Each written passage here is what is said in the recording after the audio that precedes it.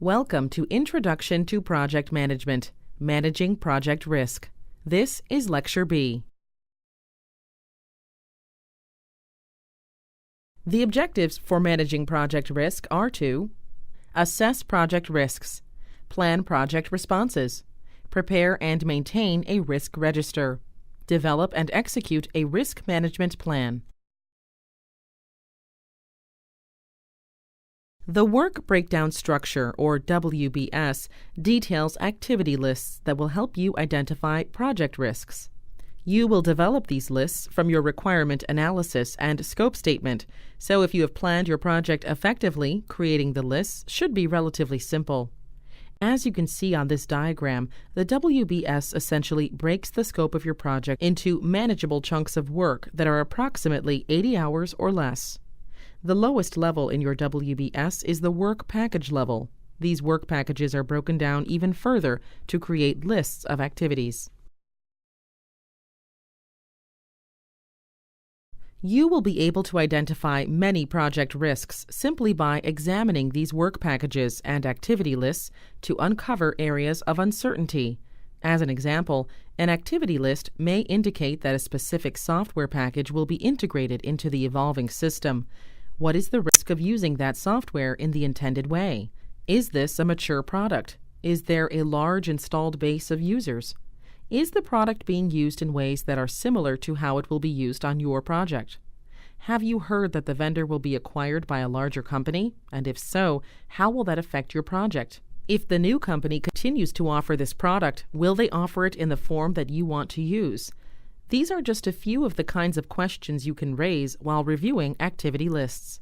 The situation can get even more complicated when you consider the environment in which this risk occurs. Let's consider the level of risk with an immature software application in this fairly new specialization of IT. Provider-based IT solutions are only about 10 years old, so the maturity level of many health IT applications is not that extensive. So we need to put that maturity into context. Is the company so new to the market that the demands of a large institution could swamp it? Or is this company entering a new part of the market? How long have they been in the health IT business? And how long have they worked in this particular area of health IT? Do they have the necessary expertise to step up to the challenges, for example, of a large installation? Do they have the capital to invest in this new area and develop the expertise? These are examples of the kinds of questions that might help you assess the risk in a health IT project. You will document and track your identified risks in a risk register. Some of the categories in a typical risk register might include those listed here, such as description, category, trigger, consequence, and probability. A key category is the risk owner. This is the person assigned to monitor that particular risk and implement the risk response strategy. This example shows some typical entries that you would find in a risk register. You may not be able to complete all of the columns at first. For example, you may have several possible responses to a specific risk, so you might list these in that column for a time. As you continue to analyze the risk, some options will be eliminated, and you will eventually zero in on the best strategy. The risk register becomes a place for you to keep track of and update information as it becomes available. This example shows preliminary assignment values for probability and impact. Notice the way that probability and impact are identified here. They are assessed as high, medium, or low. You will use these rankings later in your analyses. Let's review more information about qualitative and quantitative risk analyses. The qualitative analysis uses a high-level subjective approach. It triages the risks by assessing the probability occurrence and the impact, which are often expressed with ordinal rankings like high, medium, or low. You can also assign a score of, say, 1 to 5 or 1 to 10 to better pinpoint the relative probability or relative impact of the risk. Once you've organized the list by scoring or ranking, you know which high-priority risks to move forward into quantitative analysis. That type of analysis assigns numerical values for the probability and impact for each potential risk event. This slide shows a probability matrix for a qualitative analysis and provides a way to understand how impact and probability relate to each other. The risks here have been ranked in terms of low, medium, and high for both probability on the left vertical axis and impact on the top horizontal axis. Based on how the probability ranking and the impact ranking intersect along the matrix, you would assign the risk with the letters A, B, C, or D in order of priority. As you can see here, 2 high rankings result in an A priority rank, or the highest priority, while a high ranking and a medium ranking result in a B priority rank, which is not as severe. This example is taken from Tom Peltier's book, Information Security Analysis, but it is representative of other generic probability matrices that present a system for assessing and prioritizing risk in a methodical manner. When doing this analysis in a health IT setting, consider the risk in terms of harm to the patient. For instance, providers who are slow to adopt new technologies may actually cause risk to the patient by, say, missing a drug interaction or performing incorrect lab procedures. Quantitative analysis of risks must be conducted carefully. Values for probability and impact of risks must be based on solid information. In some cases, you may have relevant historical data that can provide a good idea of the probability of occurrence. For example, if there is a history of power failures in your region and loss of power has been identified as a risk, then you can uncover data to help assess the probability of that risk occurring in the future. In cases of the successful integration of a new technology, your values may be based on the considered judgment of experts. So be aware of your confidence level in the values you use. Be cautious of making important decisions about risk priorities when you lack confidence in the supporting data. After you have analyzed and prioritized your project risk, the next step is to consider your risk response strategies.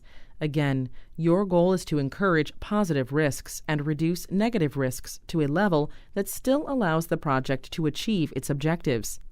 Even if the risk you are facing is a positive one, you still need to manage it to the project's advantage. In this case, your strategies are to share, exploit, enhance, or accept the risk. If you are facing a negative risk, your strategies include avoid, transfer, mitigate, or accept the risk. Notice that acceptance is a risk strategy associated with both threats and opportunities. We'll delve into these strategies on the following slides. Now we'll discuss strategies for positive risks in greater detail. Risk sharing is when you partner with others, such as another company or team, to take advantage of an opportunity for the benefit of the project. You often use risk sharing when you need more resources than you have available to respond to the opportunity. Risk exploitation is doing everything you can to take advantage of this opportunity while making sure that the positive risk is realized in your project. Risk enhancement involves plans to increase the likelihood of the positive risk event occurring. In the risk acceptance strategy, the team doesn't actively pursue opportunities or make plans to deal with them, but it does take advantage if the risk occurs. This approach is usually implemented if the opportunity is small or low priority. There are also 4 strategies for managing negative risk. Risk avoidance requires the project team to change the project management plan to eliminate the risk or protect the project objectives from its impact. With risk acceptance, however, the project team chooses to not respond to the risk threat and does not change the project management plan. Small or low priority risks are typically accepted. Risk transference involves shifting the impact and responsibility for the risk response to a third party. Insurance is a good implementation of this strategy. If the risk involves possible liabilities, payments, or risks, you may be able to obtain insurance to avoid losses or reduce their impact, or you may be able to secure guarantees in contracts and warranties. Sometimes your approach may be to mitigate or lessen the risk. In risk mitigation activities, you try to reduce the probability of the event's occurrence or reduce its impact if it does occur. The Monitor and Control Risks process implements the response plans and evaluates the effectiveness of these actions while still scanning the environment for new risks. The project manager should conduct periodic staff meetings to track current risks, identify new risks, and review risk audit results. Can current risks be reassessed? Are they still as high of a priority as they were before? As a project manager, you may want to keep and maintain something like a top 10 risk list so you are constantly aware of the top risks and their status at any time.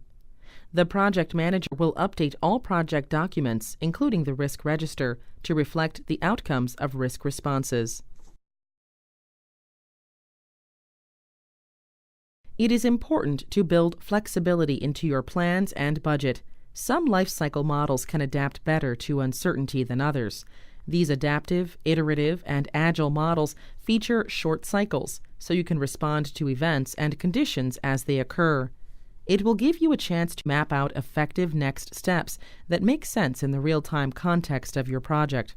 Keep contingency plans for the obstacles you might run into during your project. Continually ask yourself what-if kinds of questions. What if our top systems people may leave the project? What if a vendor does not come through for you? Document your response plan in concrete detail. For instance, rather than noting that you will build financial reserves if the budget is slashed, identify some contingency funds that could be tapped. This concludes Lecture B of Managing Project Risk. In summary, remember that risk identification and management are critical processes throughout your project, not just at the beginning. Your goal is always to minimize or eliminate negative risks while encouraging positive risks, also known as opportunities. Develop a comprehensive and effective risk management plan, as well as a register to track your risk responses to various risks. Analyze each risk in terms of its probability and outcome, and use your findings to prioritize your risk register.